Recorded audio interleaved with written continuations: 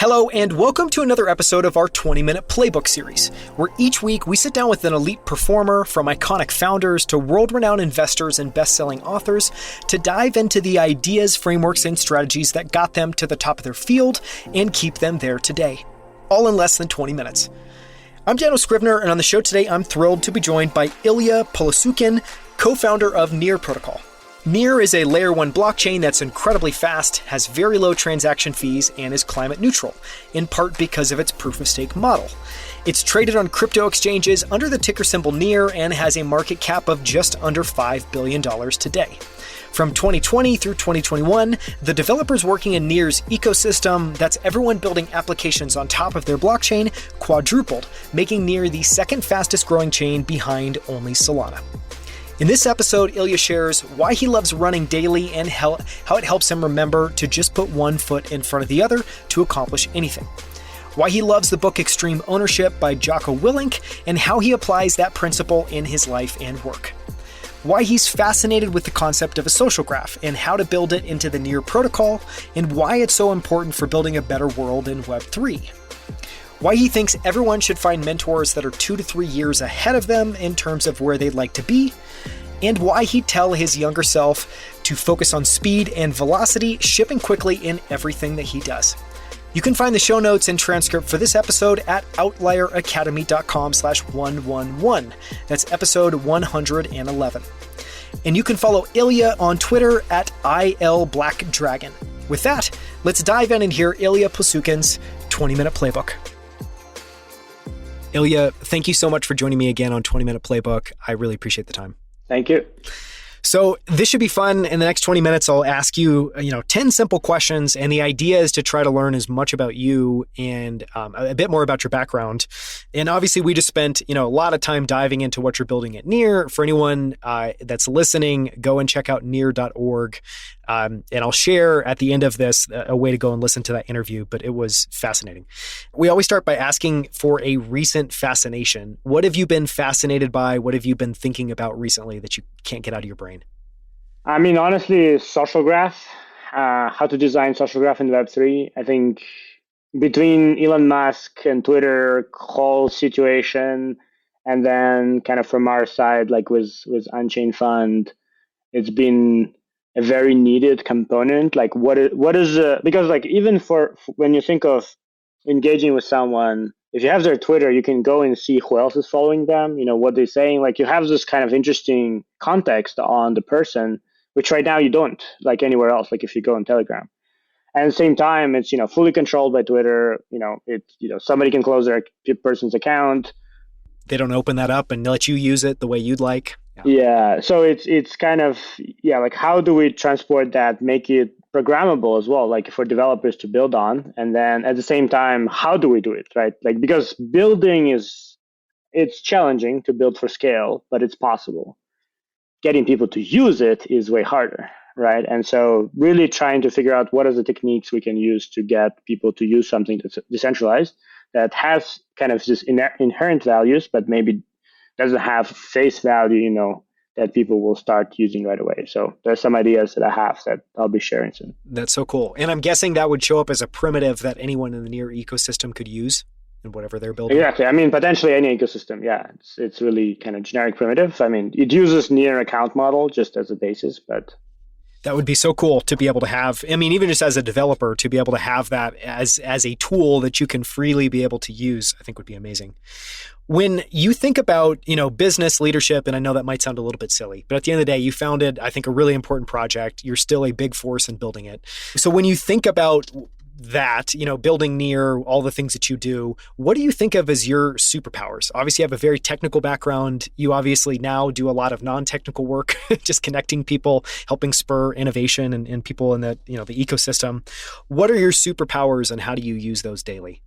Originally, it was a lot of context switching, and I mean, it still is. So I think like when we're building the protocol and also doing like building layer 1 is pretty much an impossible task. Like I really like every single time I see new people trying to build layer 1, I'm like, well, And so you need to switch context a lot, right? Like, I would be like debugging some core protocol code and then answering to someone about like a fundraise, and then signing some legal documents, and then discussing how do we like set up a foundation and all this. And so this continues. And so I'm doing less of like coding side, but a lot more than now. I just work with a lot of projects at the same time, kind of potentially like 20 projects in 1 week, having calls with them, trying to help them and understand what they're doing. I think the fact that I'm technical, that I do know how protocol works, is obviously allows me to be creative with solutions, right? So in a way, kind of allowing, like, suggesting people new ideas and ways how they can build on top of Near, or like how they can use Near for their problems. Yeah, those two are the main ones. No one's ever mentioned context switching, but it makes total sense, especially in the context of what you described. Having to, when you're, leading a project that has a bunch of different pieces, you obviously need to have that as an ability. I want to ask a question around mentors or, figures that you've learned from. So these can be like explicit mentors, people that you've worked with that you just admire and you learn a lot from.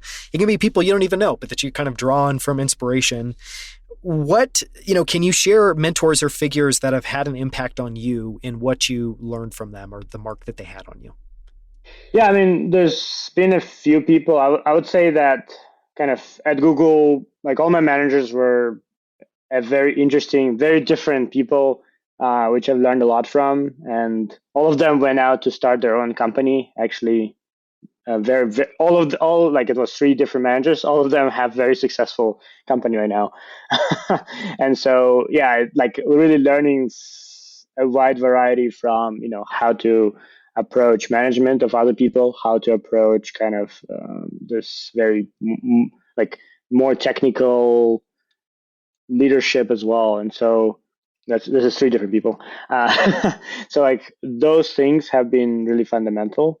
I think for the past year, I've had a mentor who's been kind of very helpful, and I think kind of general sense. I mean, more of a recommendation for everybody else is find someone who's kind of few years ahead of you, like not too far, but like 2-3 years ahead of you, because those are people who still remember what they were doing in your position, and so they will be able to give you the most kind of useful advice. And so and you can work with them kind of more closely on that. And so that's been doing that. It's been very helpful and kind of powerful.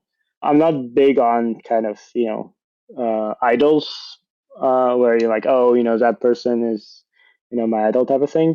Some people are interesting. I've read a lot of biographies of other people, but it's more of a like either situational, like how to resolve some situation, or kind of is their goals and interests are something that I should incorporate, right? That's kind of the things, the way I think about it. Yeah. Well, it's great advice as well, too, to find somebody who's 2 to 3 years ahead, in big part because they still remember what it's like to be where you are now. And they can obviously help you in that state. They can help you figure out what to do next. That's really powerful advice.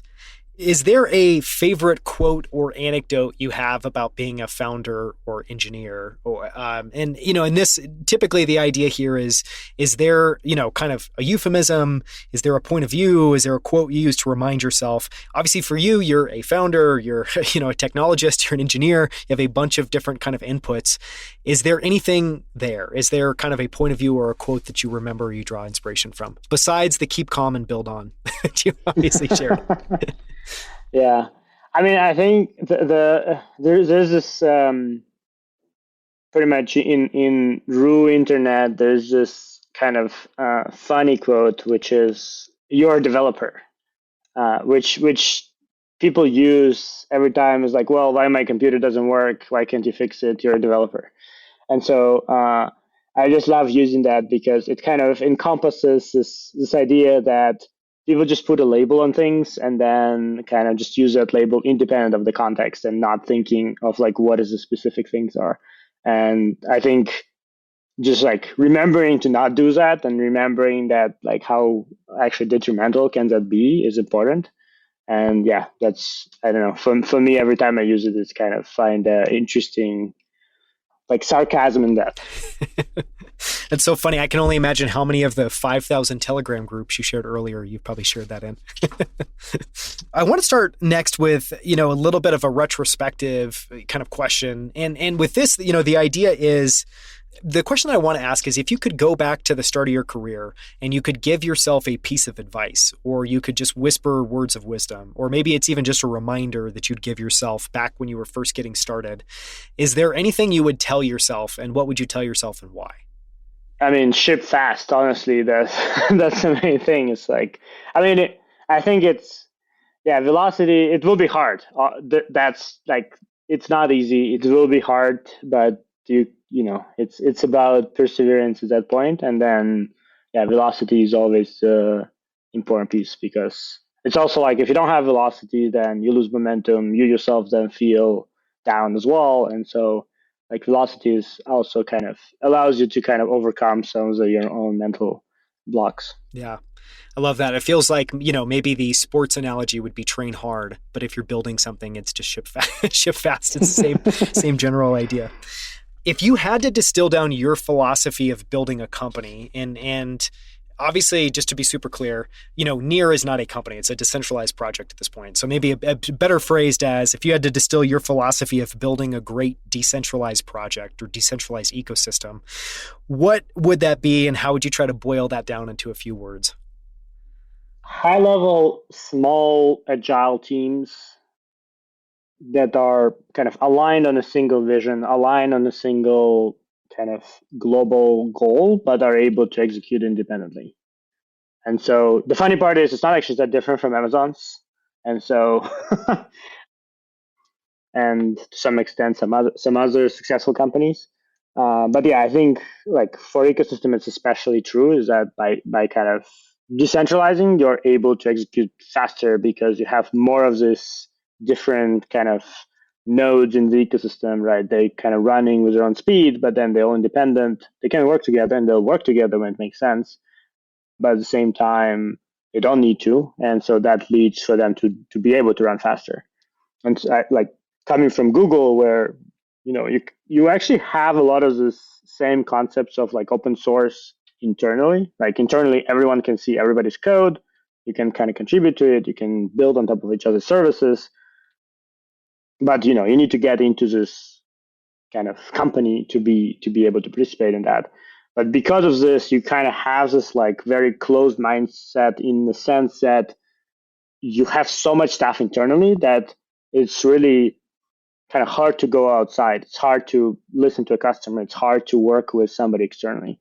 And so a lot of the philosophy that I ideally want in the ecosystem, obviously, it's evolving beyond me in many ways, is this open Google model, right? It's like the same kind of, everybody shares the same goals. There's the same, culture, but it's open. Anybody can join. And also, as a person who's working on any of this kind of teams, you're open to ideas, open to working with, users and this community. And so in turn, you, like, not fixed into, like, hey, I need to work with this other team on doing blah. Like, if that doesn't make sense, right? You can always kind of do something differently. Yeah. I love that way of describing it. It's like the open Google model, which obviously makes sense when you share some of that context. And I love, too, using the word node, because obviously in the blockchain sense, it kind of works, you've got nodes in terms of computers and compute power. But, there's also the kind of human aspect of what you're building in the ecosystem, and having a bunch of nodes that can all make independent decisions, but are aligned on where they're going. It's super powerful. Is there a book, article, or paper that you love that you think more people should read? And obviously, we're talking about crypto. You can point to a specific crypto paper if that's it.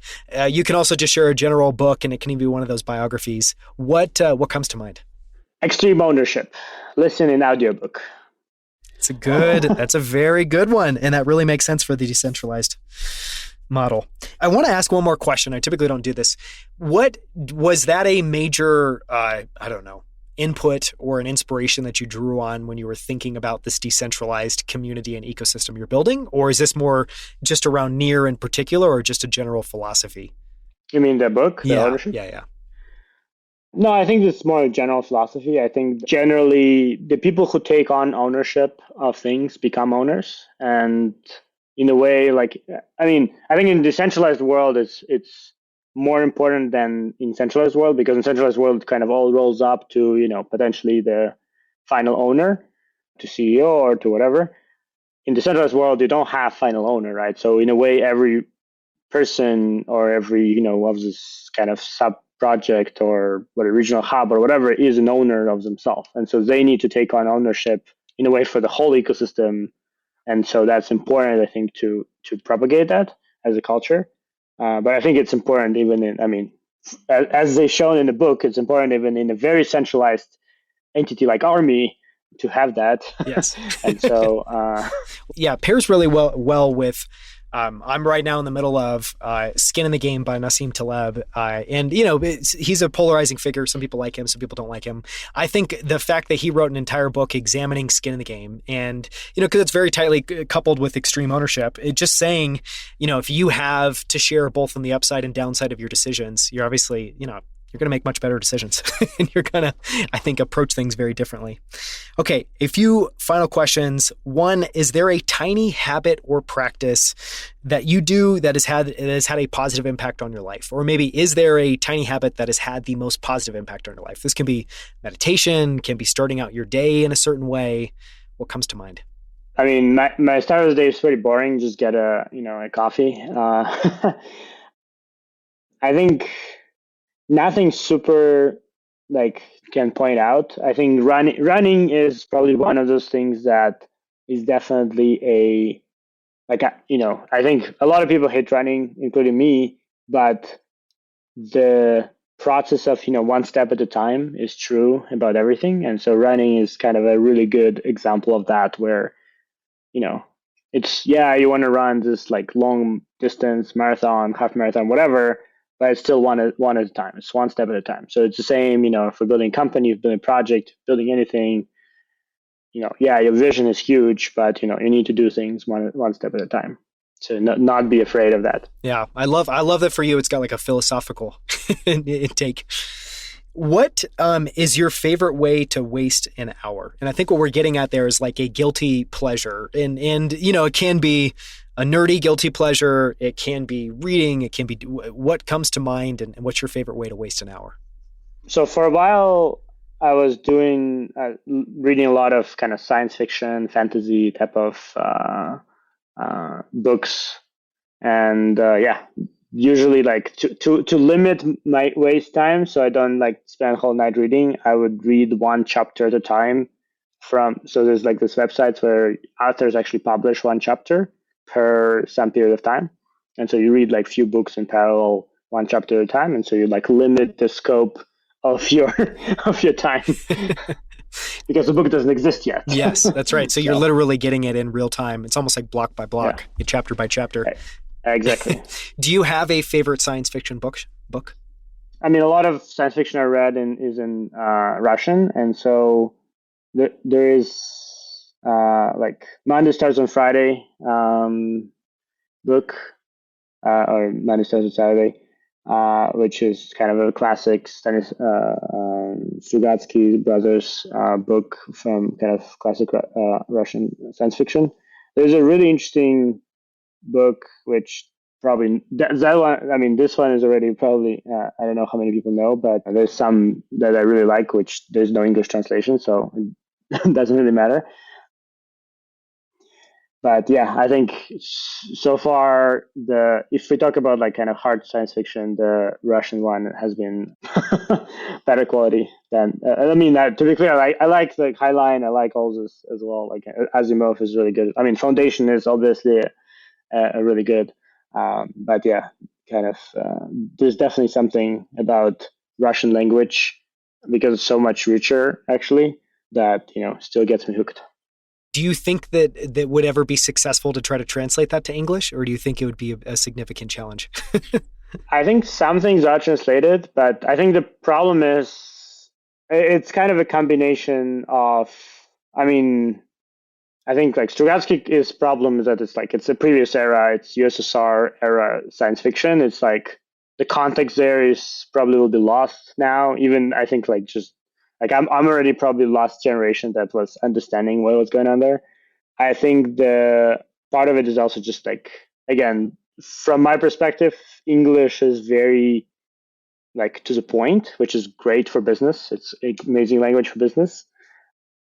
Like even with my kind of Russian-speaking, Ukrainian-speaking colleagues who sometimes speak English. Just to get to the point. But yeah, because it's just like the terminology is present. Sure. Like there's no terminology, and but from perspective of like kind of describing a scene and creating this like feel of presence, I feel Russian has kind of more power. Yeah. And so I mean, that's so cool. I hope at some point it gets translated, hope semi-successfully, so I can read it. We'll see. Last question. What is the most important lesson you've learned so far in life or business? So if you just had to have one takeaway to share with people. I mean, one step at a time is it's the same as like it's velocity, keep shipping one step at a time. It's all the same. It all points to each other. It's like self-referencing. Exactly. Yeah. Well, thank you so much. That's the perfect note to end on. Everyone listening, watching, you can learn more about what Illia has been building along with many others for the last 4+ years, which is Near Protocol at near.org. You can also follow them on near.protocol. You can join their chat at near.chat. And if you're a developer listening, you can jump in and learn more in Near's developer docs at docs.near.org. And you can also follow Illia on Twitter. You share a bunch of great stuff at ilblackdragon, which is a great handle, by the way. So thank you so much, Illia. I appreciate the time. Thank you. Thank you so much for listening. You can find the show notes and transcript for this episode at outlieracademy.com/111. That's episode 111. For more from Illia, listen to episode 108, where he joins me on our incredible founder series to go deep on the Near Protocol, which is valued at just under $5 billion today and is the second fastest growing blockchain behind only Solana. In that episode, we cover why proof of stake beats proof of work, including why Illia is always looking to build technology that's more efficient, being able to do more with less, how Near approached scaling, and why they went through 3 separate designs, all of which failed before arriving at the sharding method that they use today. How Near is building a global decentralized community that includes regional hubs located around the world from Europe to Africa, all of which include their own accelerators, developer grants, community education, and events. What it's like to found a project and take it from a small centralized team to a decentralized community of hundreds of thousands of people located around the world. And how Illia raised more than $10 million to help fund aid in war-torn Ukraine through his Unchain fund. You can also find videos of all of our interviews on YouTube at youtube.com/outlieracademy. On our channel, you'll find all of our full-length interviews as well as our favorite short clips from every episode, including this one. So make sure to subscribe. We post new videos every single week. And if you haven't already, follow us on Twitter and LinkedIn under the handle Outlier Academy. Thank you so much for listening. We'll see you right here with a brand new episode next Friday.